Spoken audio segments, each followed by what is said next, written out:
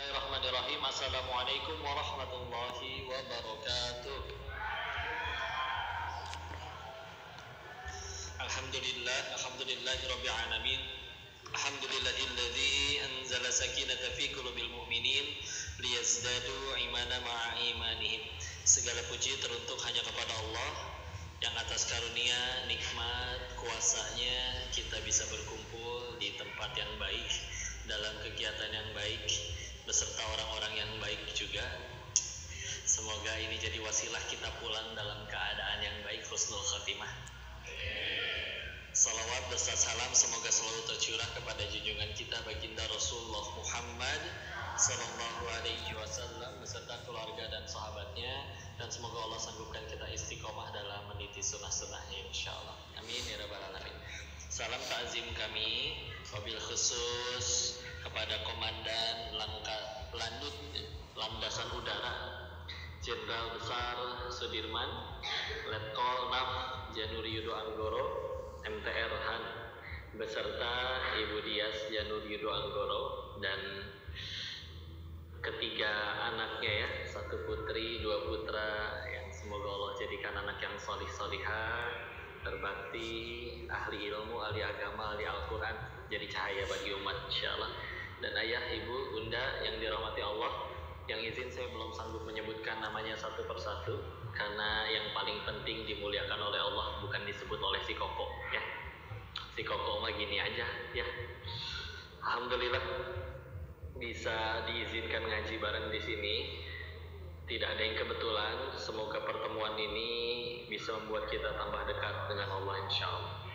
Sambil nanti kita juga akan menutup doa, mendoakan sekaligus katanya perpisahan nih dengan Pak Letkol untuk vertijab dan nanti lanjut ke amanah selanjutnya ya. Makanya tema yang diambil permintaan dari Bunda bahwa semua orang itu pernah salah. Betul ya. Karena memang Allahnya sendiri berfirman di Quran surat ke-35, surat Fatir ayat ke-45. Ini juga ayat yang jadi kabar baik, kabar gembira bagi siapapun yang ngerasa kayaknya saya punya salah ya. Kepada siapapun, wabil khusus kepada Allah. Allah berfirman, a'udzubillahi minasyaitonirrajim. Bismillahirrahmanirrahim. Walau yu'akhidullahu an-nas bima kasabu ma taraka 'ala dhahriha min dabbah walakin yu'akhiruhum ila ajalin musamma. Ini kata Allahnya nih, kalau sekiranya manusia bikin dosa kontan balasannya segera saat itu juga, maka kata Allah tidak akan tersisa makhluk yang bergerak bernyawa di muka bumi ini. Kosong, habis. Sehingga maknanya kan dua. Satu, nggak ada yang luput dari dosa. Dua, ternyata dosa sekecil apapun ternyata layak kita itu dimatikan. Ya. Tapi pertanyaannya kan, kenapa masih ramai begini? Masih begitu banyak manusia miliaran di planet bumi ini. Kenapa masih banyak? Kata Allah, walakin akan tetapi yu'akhiruhum, diakhirkan untuk mereka. Sampai kapan? Ila ajalim musamma, sampai waktu yang sudah ditentukan. Ya. Jadi kalaupun akhirnya ngelihatnya pakai dua sudut pandang ya. Kalau ke diri sendiri, mungkin kita akan pernah ngerasain ada waktu di mana ya Allah, saya mau sampai kapan ya hidup kayak gini? Tahu ini teh salah, nggak boleh dilanjutin, harus berhenti, bakal jadi keburukan. Terus di hati itu ada ngerasa, Allah munafik, entar itu juga balik lagi. Kepalan basah nyemplung aja sekalian, sok-sokan ya. Atau kadang dengan cara yang lebih lembut, saya tuh layak gak ya diampunin sama Allah? Hati-hati ya. Perasaan seperti itu was-was syaitan, bukan dari kerendahan hati ya. Karena setan gak suka kita tobat, tapi setan juga gak mungkin mencegah kita tobat. Contoh, Aduh, saya pengen sholat tobat, saya sadar punya salah, ambil wudhu. Gak mungkin kita digebugin di tempat wudhunya. Setannya udah standby, nyekek dari belakang, nendang dari belakang, dicekek, dijambak, ditinju, enggak, dicubit ginjalnya, enggak mungkin. Ya. Terus gimana cara dia ngalangin? Kasih aja waswas. Allah, sok-sokan tobat, kan juga balik lagi, munafik lah, kan diomongin orang dan lain-lain. Tenang aja, karena dia nggak bisa apa-apa. Ya. Maka kalau ke diri, ingatnya ayat yang tadi. Ya Allah, berdasarkan ayat tadi, maka kalau memang Allah sudah gak ada niatan untuk ngampunin saya, berdasarkan ayat tadi, harusnya saya udah mati waktu lagi maksiat. Tapi kenapa ini udah maksiat berapa kali masih hidup aja? Berarti Allah nungguin tobat saya. Gitu aja. Ya. Karena sekali lagi, kalau memang Allah udah kepalang benci sama kita, selesai. Dimatiin waktu lagi maksiat saat itu juga selesai, bisa gampang, mudah demi Allah. Kenapa masih itu tadi? Allah nungguin, ya. Kok ntar diomongin sok-sokan, sekarang nongkrongnya di pengajian, Instagramnya juga ku tengok sekarang postingnya hadis-hadis, sok alim, sok soleha. Pernah ada yang ngomong kayak gitu? Ayo jawab aja. Ikut ngaji bukan tanda orang alim, tapi tanda pengen jadi alim. Lalu juga pengen, lo tentu jadi. Bisa bakal jadi nggak tahu. Allah tolong jadi, Allah nggak tolong ya enggak. Ini kan namanya hamba, cuma disuruh ikhtiar. Tapi yang saya tahu kalau memang Allah nggak pengen ngampunin saya, udah dimatiin saya dari dulu. Dewe, ikhtiarnya nurut. Ya. Nah, kita nggak pernah disuruh nentuin takdir. Contoh ya, pengen nyumbang buat masjid, belum jadi masjidnya, meninggal sebelum masjidnya jadi, tetap ada pahalanya. Gak mungkin pas meninggal kita diperlihatkan buku amalan kita, dicek, ya Allah ini perasaan saya waktu itu sedekah buat bangun masjid, ya kan masjidnya belum jadi belum dikasih pahalanya. Nggak mungkin ya. Jangankan pas duitnya keluar, baru juga niat, duitnya masih di kantong, pengen ngasih buat masjid itu, udah jadi pahala itu. Ya. Nggak nunggu jadi, repot amat kalau misalkan harus nunggu jadi dulu. Kalau ternyata kiamat duluan sebelum masjidnya jadi, di cancel semua ke pahalanya, nggak mungkin. Ya. Tenang aja. Lalu kalau ke diri ya aman. Kalau ke orang lain ngelihatnya berarti misalkan kok saya ngelihat orang itu maksiat bahkan direkam, nih ada rekamannya. Terus kita naudzubillah bertanya, ini orang kayak gini kok nerakanya belah mana? Naudzubillah. Ya.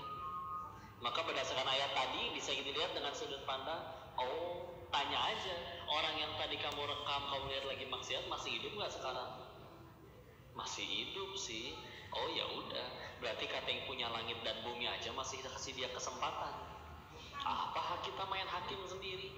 Yang kayak gitu tuh yang pasti dia neraka, yang nggak akan diampuni.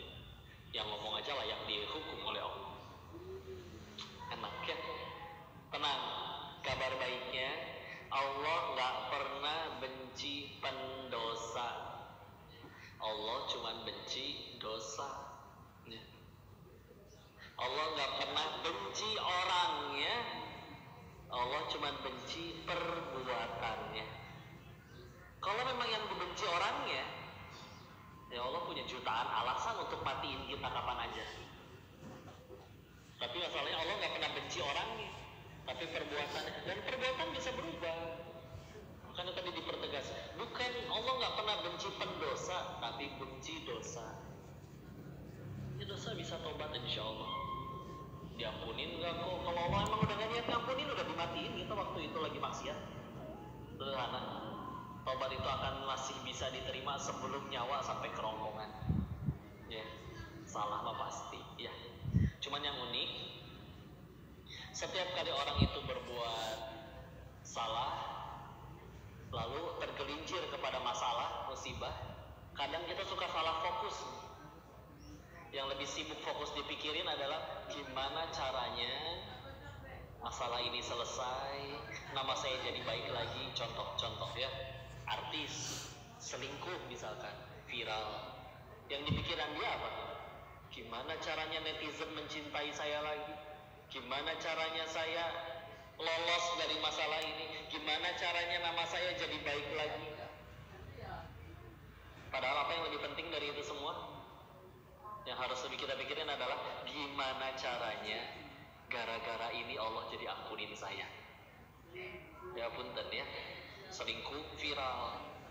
Terus misalkan ternyata namanya bersih kembali, yang nuduh selingkuhnya ternyata mencabut kembali tuduhannya, namanya kembali bersih, netizen kembali follow, kembali memuja-muji, tapi nggak diampunin sama Allah, meninggal, repot, meninggal masih bawa dosa ya. Tapi misalkan sampai meninggal ternyata dia dihujat orang, tapi gara-gara itu dia jadi diampunin Allah, meninggal, dia tuh bisa jadi yang paling berjaya. Suka salah fokus kita, gimana caranya nih masalah beres? Kadang durasi masalah itu seiring dengan banyaknya dosa-dosa kita yang terbersihkan ya. Cuman kenapa kita stres menderita? Ya kitanya sih memang meletakkan bahagianya di yang aku suka, bukan yang Allah suka. Contoh, bagi orang yang sukanya dengan komik, hobinya ngumpulin buku-buku komik, dia punya 8 lemari di kamarnya, hilang satu aja nangis, itu ngecerit luar biasa ya. Tapi ada temennya sama punya komik 8 lemari, tapi warisan dari bapaknya, dan emang hobinya bola, futsal, nggak suka komik, hilang 1 lemari, biasa weh, tenang aja ya. Karena memang bukan itu bahagianya dia tuh, bukan ngumpulin komik ya. Kadang sederhana kalau pengen lihat ya, kok dia sholat sih, Islam sih Islam, tapi ketinggalan sholat nggak pernah nangis, pas kehilangan jabatan baru nangis. Dia sholat sih, tapi ketinggalan sholat nggak pernah nangis, tapi waktu hilang duit, wah menjerit-jerit.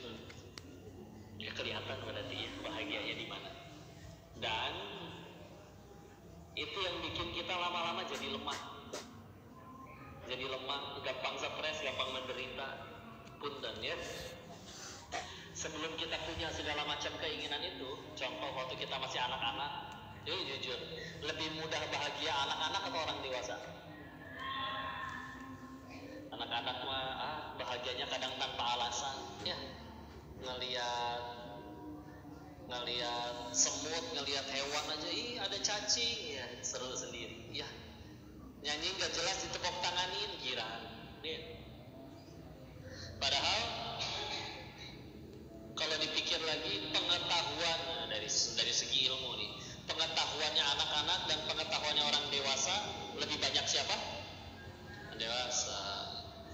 Uangnya anak-anak sama uangnya orang dewasa, lebih banyak uangnya siapa? Dewasa. Kecuali Rafatara sama Cipung katanya ya.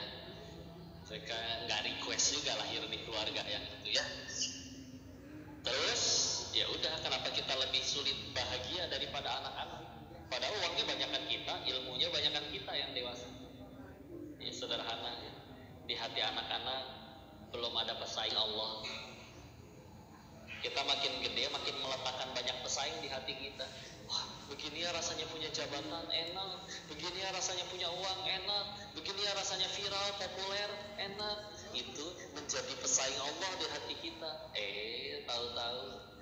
Makanya kalau di kota besar tuh suka ngelihat ada orang ngambek. Gak usah bicara gaji deh, ada pengusaha atau itu. Stres itu. Diajak ngobrol, kenapa? Omset gua bulan ini cuma 18 miliar bro.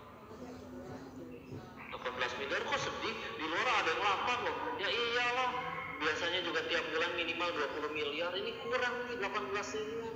Turun 2 miliar, pusing gua. Ya, Masya Allah ya. Ya udah, karena ada ilah lain di hati. Bukan berarti nggak boleh punya, enggak. Mangga, silakan punya. Tapi kalau misalkan sampai jadi pesaing Allah, ini yang repot. Ya, karena aslinya segala hal yang kita terima itu judulnya aslinya tuh masih ujian, belum jadi nikmat. Baru jadi nikmat sederhana kalau jadi jalan tambah dekat sama Allah. Contoh ya.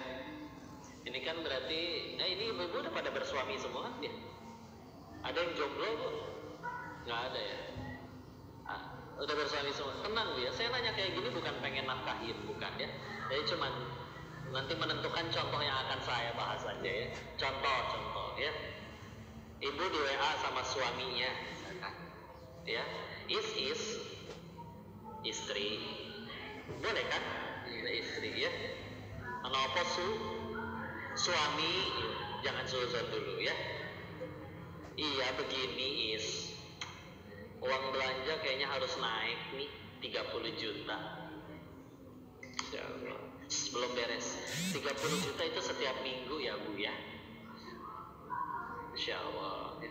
Seneng gak Bu? Insya Allah. Gampang ya Pak. Nyenengin ibu-ibu tuh gampang. Tinggal dikasih khayalan mereka udah cukup bahagia ya.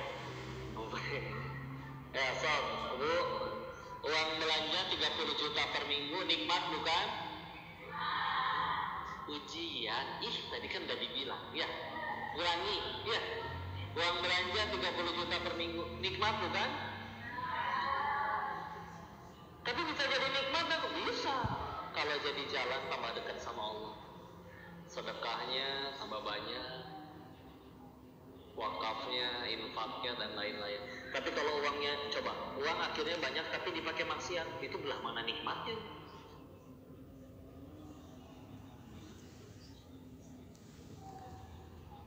Wakafnya, infaknya dan lain-lain. Tapi kalau uangnya, coba uang akhirnya banyak tapi dipakai maksiat, itu belah mana nikmatnya? Bukan gara-gara nggak punya duit. Ya, saya misalkan ngasih uang 100 ribuan 5 lembar ke ibu moderator misalkan ya. 500 cepet-cepetan 5. Alhamdulillah, makasih kok gitu ya. Tapi ibu ngeliat sekeliling, kenapa yang lain 10 lembar, saya doang yang 5 lembar, ngambek dia. Padahal tadinya senang ya. Sehingga padahal yang lain 10 lembar pada dipakai maksiat, cilaka, nggak sempat tobat lagi sebelum wafat. Sedangkan beliau dapatnya memang cuma 5 lembar, tapi dari awal udah berniat, ya Allah nanti kalau saya dapat 500 ribu pengen ikut wakaf misalnya. Ya gitu aja. Jadi apa, tergantung jadi apa ya. Karena iyalah bismillah ya. Akan selalu kita pernah lihat, akan selalu pernah kita temukan yang ada orang yang uangnya lebih sedikit dari kita, kok dia lebih ceria, ya lebih bahagia. Sedangkan ada orang yang uangnya jauh lebih banyak dari kita, kok dia lebih sering stres, menderita. Ya, kadang Allahnya juga adil gitu ya. Yang memang penghasilannya standar bahkan di bawah UMR itu kalau sakit apapun pakai biogesik juga sembuh. Ya. Tapi kalau yang memang udah penghasilannya luar biasa, itu kalau nggak berobat ke Penang, ke luar negeri, nggak sembuh-sembuh anehnya. Ya. Kadang mah nggak usah dia pakai obat, modal koin sama baby oil, gosok di punggung, kerok ya. Pengobatan tradisional. Yang lain mah ada yang nyampe ginjalnya dari robot ya. Luar biasa. Wah, pakai alat-alat canggih ya. Enggak lah, gitu-gitu aja aslinya ya. Maka kadang suka ngerenungin ya, saya suka ngeliatin orang lucu-lucunya, orang hikmahnya, Masya Allah. Sampai kalau misalkan ada yang pengen banget jadi kaya gitu ya, alasannya cuma satu. Kenapa? Karena belum pernah kaya. Penasaran doang aslinya. Makanya ada istilah OKB, betul? Apa OKB? Orang kaya blow on. Ya. Karena penasaran dong, contoh.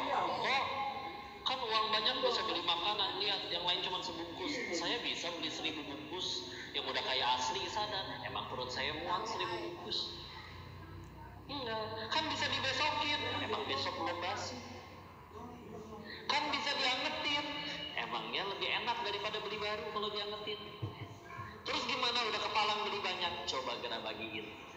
Lihat syukurnya orang, terima kasihnya orang, itu beda ngefek ke hati ya. Lagian iyalah jujur-jujuran ya, ibu nih seumur udah hidup sejauh ini nih, insya Allah udah nyobain makan macem-macem ya. Jujur lah Bu ya, tempe bacem yang nyaris basi sama daging steak tenderloin daging wagyu import seporsi 800 ribu, bedanya di mana? Bedanya di sini 5 cm dalam sini tuh. Kalau dia cadel berarti 3 cm. Iya, ya. Begitu udah ketelan lewat sini, masuk ke dalam perut, emang beda kenyang makan tempe sama kenyang makan daging. Waduh, apalagi yang lebih sama, metune podo mampu. Dan keluarnya sama-sama bau, ya. Nggak ada, ini makanan kenapa mahal begini Pak? Oh iya, nanti keluarnya wangi. Oh, enggak, asli bau, ya. Itu sepatu ibu, baik yang 50.000 sampai yang 50 juta, tetap bau kaki ibu, ya. Beneran, ya. Sampai orang bilang kebutuhan manusia cuma 3 dulu waktu zaman kelas 3 SD pelajaran IPS, ingat? Sandal, pangan, papan atau primer, sekunder, tersier. Tahu nggak ada kebutuhan yang keempat? Kebutuhan ingin diakui orang lain. Pegel, itu luar biasa, ya. Oh, masa iya kok, apa buktinya? Lihat kaki kita berapa? 2 kali, ya. Dan gitu, berarti butuh alas kaki berapa? 2. Kenapa ada yang punya 50 pasang? Kan yang punya 50 pasangnya komplain. Emang kenapa? Saya belinya nggak ngutang, nggak nyuri, halal uangnya. Emang nggak boleh? Nggak ada yang bilang nggak boleh dari tadi juga. Tapi kalau belinya buat diakuin makhluk, pegel. Calon mertua tuh lagi di masjid, apa? Dandan ambil sepatu baru, ya, saking barunya kok sempit, ya. Ternyata plastik yang ganjel di dalamnya belum dikeluarin. Sepatu baru kan ada gitunya, ya. Dan sebagus-bagusnya sepatu demi Allah nggak akan masuk ke dalam karpet masjid tuh. Pasti parkir di depan. Dan dijamin sholatnya lebih susah khusyuk daripada yang pakai sendal butut. Ya. Silakan kejar keutamaan safnya para malaikat, saf paling depan. Ya. Enggak, saya dekat pintu aja. Allahu Akbar. Masih ada. Sambil Allah liman. Ya gitulah ya, manusianya lucu-lucu. Alhamdulillah. Udah gitu pulang hujan, becek, tanah, kotor, sepatu putih. Jujur ya, tetap dipakai kotor-kotoran apa dijinjing. Dijinjing ya. Karena hujan itu fasilitas dari Allah untuk mengetahui kualitas barangnya ibu-ibu ya. Kualitas tes ya. Kalau hujan terus tasnya dipakai nutupin kepala, berarti tasnya jangan bilang murah, ekonomis gitu ya. Kan beda murahnya Raffi Ahmad sama kita ya. Kalau mendingan kepalanya yang basah daripada tasnya, berarti mungkin bukan tasnya mahal, cuman kepalanya lebih murah daripada tasnya ya. Ya gitu aja lah. Jam tangan apa fungsinya?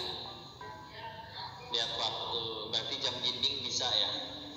Kan nggak mungkin di tangan. Oke, kita beli ke pasar. Saya pernah nemu yang gambarnya Dora itu 35 ribuan. Ya, bisa nggak buat ngeliat waktu? Bisa ya. Tapi di Jakarta ada jam tangan 5 miliar aja. Di Purbalingga beli rumah 500 juta masih dapat ya. Dapat ya. Satu jam tangan bisa 10 rumah di sini. Insya Allah luar biasa. Kalau mobil mahal saya masih ngerti ya. Karena mobil mahal itu biasanya larinya lebih kencang daripada yang murah. Ini kalau jam tangan mahal, emangnya muternya lebih cepat daripada yang murah. Jam tangan bapak itu 5 miliar, apa kelebihannya Pak? Oh ini 1 jamnya setara 5 menit kok. Rusak berarti Pak ya. Ya itulah ya. Udah semua orang pernah ada masanya. Dulu juga kita, dan tapi dengan satu alasan yang sama ya kalau kita renungin. Ada orang yang mohon maaf dia akhirnya selingkuh katanya karena mungkin bisa membahagiakan. Ada yang mencuri karena dia pikir mungkin uangnya bisa bikin dia tambah bahagia. Ada yang ingin mengejar posisi setinggi-tingginya di perusahaannya karena mungkin dengan posisi setinggi itu mungkin bisa ngasih kebahagiaan. Intinya mas semua pengen bahagia, nggak ada yang pengen menderita. Tapi yuklah, kalau kita jawab survei sederhana ini aja, contoh, bismillah. 1, apa kita semua punya keinginan? Punya. 2, apa Allah juga punya keinginan? Punya. Allah ingin kita bahagia, selamat. 3, dari lahir sampai detik ini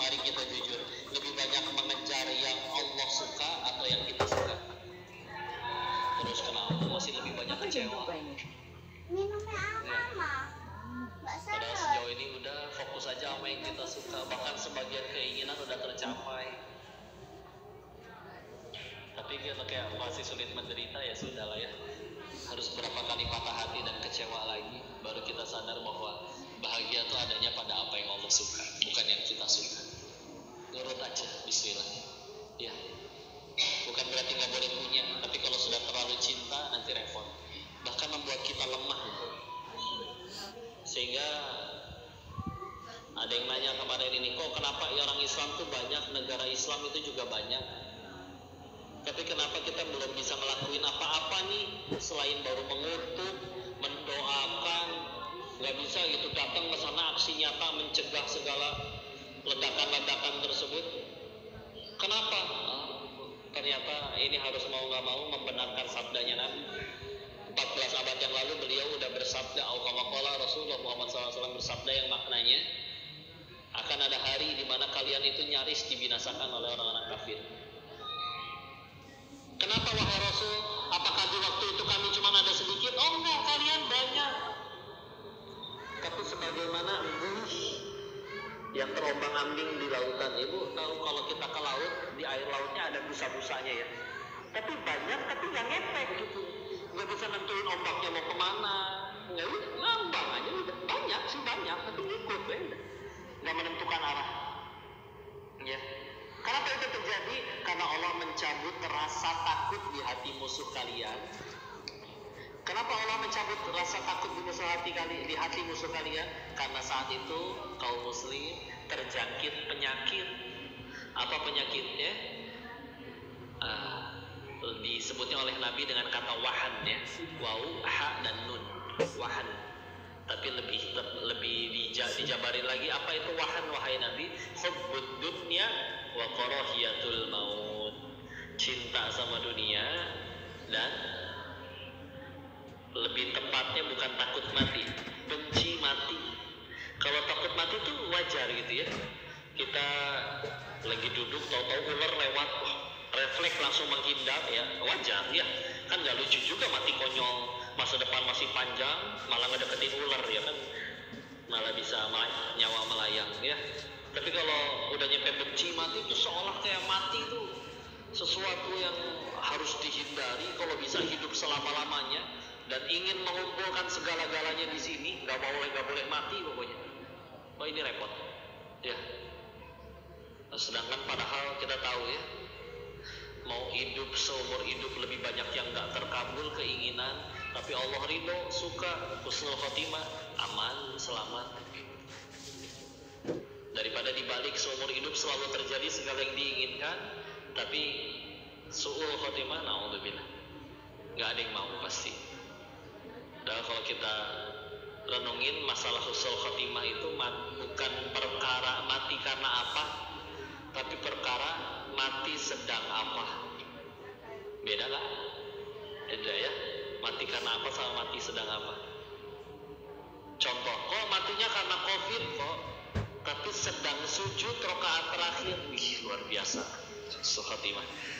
Tapi kalau kita berdoa, di salah satu hadisnya disebutkan, kalau kita berdoa, Allahumma inni as'aluka husnul khotimah wa na'udzubika min su'il khotimah. Kita minta husnul khotimah, maka syaitan akan berkata, ini manusia yang cerdas.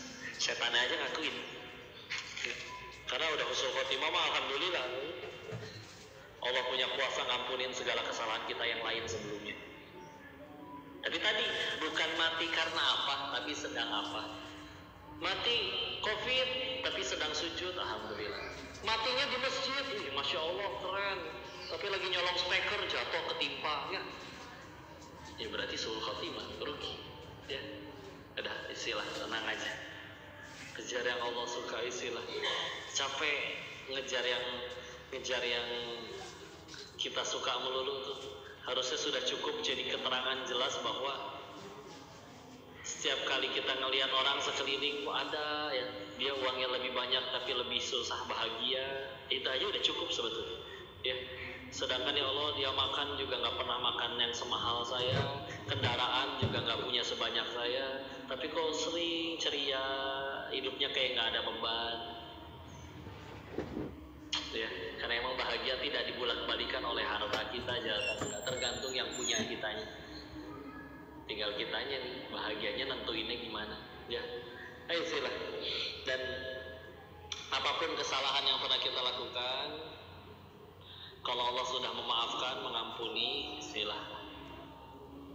Akan jadi kebaikan yang luar biasa. Bahkan kan salah satu sumber rezeki dari sekian banyak pintu rezeki, salah satunya adalah dari pintu taubat. Ya, sampai di zamannya Imam Hasan Al-Basri itu pernah ada orang datang dengan 3 masalah yang berbeda. Ada yang minta hutang lunas, ada yang minta supaya karirnya melejit, ada yang minta supaya punya keturunan, ya, ada yang minta harta dan lain-lain, ya. Tapi siapapun yang datang masalahnya selalu dijawab dengan satu nasihat: banyak beristighfar, minta ampunan kepada Allah. Karena ditanya oleh muridnya, kenapa sama semua? Maka akhirnya dijawab oleh beliau.